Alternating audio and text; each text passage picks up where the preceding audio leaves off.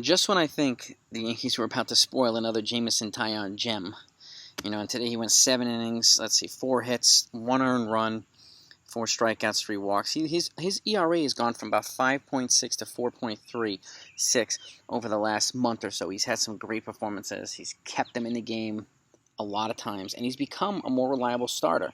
And I knew it was going to take a little bit of time because coming after his second time, he's on surgery. But he's starting to look more like the Jameson Taillon that they acquired, and they acquired him to pitch games like this, and that's exactly what he's doing. So I want to give him a lot of credit for that. But when he had left, it was 3-1 with Boston, and as we know, the Yankees have struggled. They're one of the worst teams in baseball this year with runners in scoring position. They're one of the worst teams in baseball with 2 strikes. And just to give you an example, they're 9 for 70. Mid-game today with runners in scoring position against the Boston Red Sox. Okay, that's just one stat. Okay, and then we've got, since the All-Star break, 5 for 46 with runners in scoring position. So, pretty bad. And but today they came up big, and in the 8th inning scored 4 runs. Some base hits, some Odor double, and Torres double, and just Brett Gardner 4 in the 8th. And what's even sweeter about it is they scored, I think, 3 of them off of Attn, former Yankee. They finally figured out how to hit the guy. Because the Yankees have been terrible against power righties, crafty lefties, okay, and relievers with crazy movement on their pitches, like Attn. But today they came up big against him. And I'm really, really happy that they took the game 4-3. And they needed it. They really, really needed it. And, the bullpen came through. And... and this is one of the problems that they've had.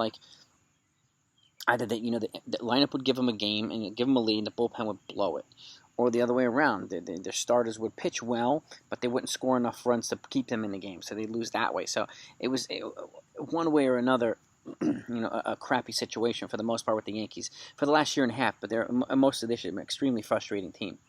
But 5 games over 500, nevertheless. And Chapman came in. So Jonathan Loaisiga came in and threw a clean 8th, and Chapman came in and threw a clean 9th with 2 strikeouts. So even though he had 26 pitches, he's getting a little bit better each time out, and that's an encouraging sign. Maybe he's going back to his kind of normal self, the way he was early this season, and hopefully he will. But that still remains to be seen. There's still problems with the Yankees. They need another left-handed bat, contact hitter. They need another starter, and they need another reliever. Because I've said this too, if starters, and they've got 3 dependable ones. We've got Cole, Montgomery, and Taillon now.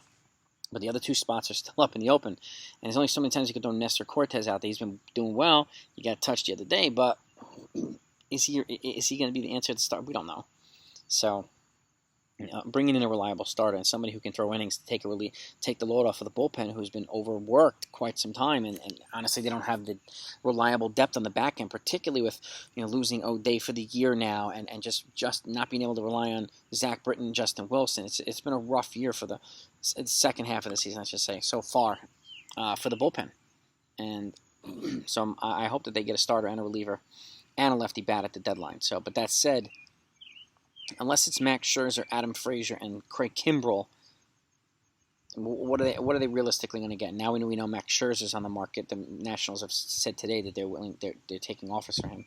So, but unless the Yankees are going for it this year, that's pretty much the trio that they're going to need to give them a chance, and more than a second wild card spot.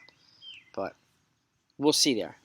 They won today. They have one more game with the Red Sox tomorrow. It's Domingo Germán on the mound. So hopefully they can split, at the best case scenario, and then move on to Tampa Bay with some momentum. A stronger Tampa Bay now that they've got Nelson Cruz. But I want to give you one stat. 294 batting average, 429 slugging, 429 on-base percentage, and 588 slugging. Okay. 431, let's see. Runners in scoring position, 4 walks. Who is that? Estevan Florial, kid that they were hesitant to call up. He's been really, really solid for the Yankees, and again, he's got to be kept around. And I'm hoping that they keep him around. I'm hoping that they keep Greg Allen around. And as much as people like to hate on this guy, he keeps coming up big. Odor for the Yankees. So,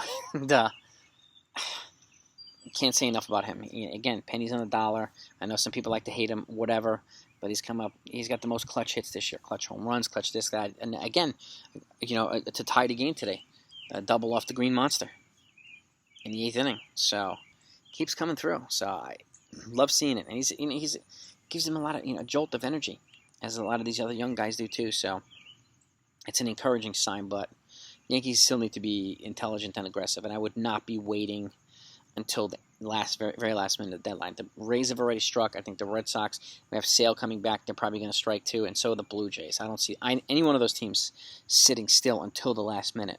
So I hope Cashman doesn't do that either last minute. It's time to make some moves, and don't be afraid to move some kids or some of your regulars, because, again, you never know what position they're going to be in a year from now. And the last thing you want to do is get into a situation like the Indians did with Francisco Lindor and waited too long to trade him, and they're packaging him and Carlos Carrasco for basically a junior varsity package in return.